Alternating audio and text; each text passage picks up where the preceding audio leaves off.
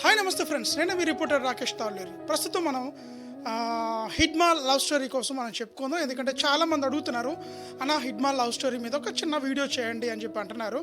అయితే నాకు తెలిసిన ఇన్ఫర్మేషన్ ప్రకారం నేను మీకు చెప్తున్నాను. 2008లో హిడ్మా లవ్ స్టోరీ స్టార్ట్ అయింది.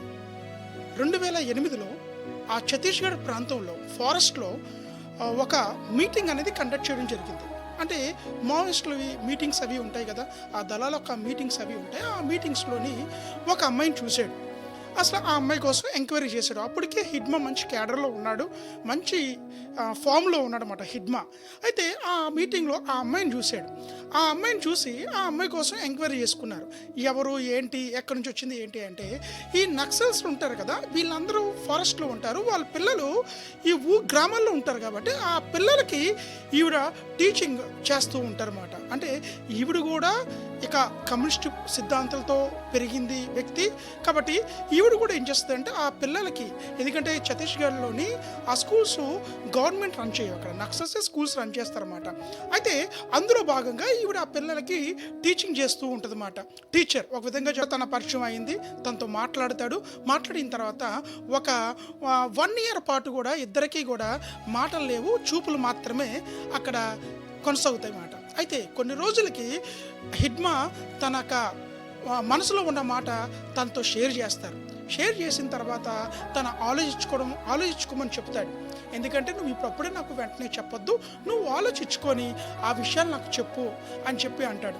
ఆ తర్వాత 2010లో ఇద్దరు ఒకటయ్యి ఎర్ర జెండా కింద దండకార్యంలో వాళ్ళిద్దరూ కూడా ఒకటయ్యి పెళ్లి చేసుకుంటారు. అయితే 2010 నుంచి కూడా హిడ్మాకు నేనున్నాను అని బ్యాక్ బోన్గా నుంచిన వ్యక్తి రాజక్క. యాక్చువల్గా చెప్పాలంటే రాజీ పేరు, అయితే ఎలియాజ్ రాజక్లా అంటారన్నమాట. అయితే తన ఎప్పుడు కూడా సపోర్టివ్గా ఉంటుంది. హిడ్మా ఎంత అంటే కోపంగా ఉంటాడో తిన అంత సౌమ్యంగా ఉంటుంది అన్నమాట. యాక్చువల్లీ చాలాసార్లు కూడా హిడ్మాకి ధైర్యం చెప్పేది. అసలు ప్రభుత్వంతో ఎట్లాగా ఏం చేయాలి, ప్లాన్స్ ఇంప్లిమెంట్ ఏం చేయాలన్నప్పుడు కూడా కొన్ని విషయాల్లోని హిడ్మాకి సలహాలు కూడా ఇచ్చేది. ఎప్పుడైతే హిడ్మాని పెళ్లి చేసుకుందో ఆ టీచర్ ఉద్యోగాన్ని వదిలి హిడ్మాతో నడుచుకోవడం మొదలైంది. అయితే అనేక సార్లు కూడా హిడ్మా చెప్పడం జరిగింది, నువ్వు నాతో రావద్దు, నువ్వు చనిపోతావు, నాతో వస్తే చాలా ప్రమాదకరము, నువ్వు చనిపోతావు అని చెప్పినా సరే ఒక్క విషయమే తను చెప్పేది, నేను ప్రాణం ఉన్నంత వరకు నేను నీ వెనకతరే ఉంటాను హిడ్మా అని కూడా చెప్పిన మాట. అయితే అసలు ఇంతవరకు కూడా ఎవరో ఊహించరు. ఎందుకంటే ప్రేమ వివాహాలు, లవ్ మ్యారేజ్ ఎప్పుడు ఎట్లాగుంటాయంటే ఒక హ్యాపీ లైఫ్ని లీడ్ చేయాలా, ఒక పిల్లల్ని కనాలా, పిల్లల్ని స్కూల్లో జాయిన్ చేయాలా అన్న విధంగా ఉండేది. అయితే వీళ్ళ మధ్యన ఓన్లీ బంధం అనేది ఆ రిలేషన్ పరంగానే ఉంది. బహుశా పిల్లలు కూడా లేనట్టు ఉన్నారు, ఎందుకంటే ఎక్కడా కూడా పిల్లల ప్రస్తావన అయితే రాలేదు. అయితే ఇద్దరు కూడా కలిసిమెలిసి చాలా ఉన్నారు. అయితే అన్ని విషయాల్లో కూడా ఆ యొక్క హిడ్మా భార్య తనతోనే ఉంది. హిడ్మా ఎక్కడుంటే తను కూడా అక్కడే ఉండదు. బహుశా అందుకే దేవుడు కూడా మరణం వచ్చినప్పుడు కూడా వాళ్ళిద్దరిని కూడా కలిసే తీసుకెళ్ళాడు, కానీ ఒకరిని విరిచి ఒకరిని తీసుకెళ్లే పరిస్థితి అయితే అక్కడ కనబడలేదు. ఇదే రియల్ లవ్ స్టోరీ అని నేను అనుకుంటున్నాను. ఎందుకంటే నాకు తెలిసి ఈ స్టోరీ చదువుతున్నప్పుడు ఇంకా చాలా ఉంది, కానీ వీడియో చాలా లెంత్ అయిపోతూ ఉంటుంది. బహుశా నేను Part 2 ఇంకో వీడియో పూర్తిగా నేను చేస్తాను.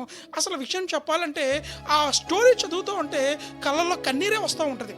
ఎందుకంటే ఇంతలాగా వీళ్ళు ట్రావెల్ చేశారు కేవలం ఆ గిరిజన యొక్క వాళ్ళకి రైట్స్ వాళ్ళ కోసమే, అంటే వాళ్ళ రైట్స్ కోసం వాళ్ళు పోరాడుతున్నారు కాబట్టి ఇంతలాగా ట్రావెల్ చేసి వాళ్ళ ప్రాణాలు కూడా కోల్పోయారు.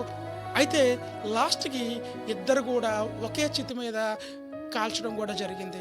బహుశా ప్రకృతి కూడా వాళ్ళని విడదీయలేదు, దేవుడు కూడా వాళ్ళని విడదీయలేకపోయారు. ఎందుకంటే భూమి మీద ఎలాగైతే కలిసి ఉన్నారో పైన కూడా అలాగే కలిసి ఉండాలి, కలిసి రావాలని చెప్పి బహుశా భగవంతుడు కోరుకున్నారేమో. Thank you friends, thank you so much.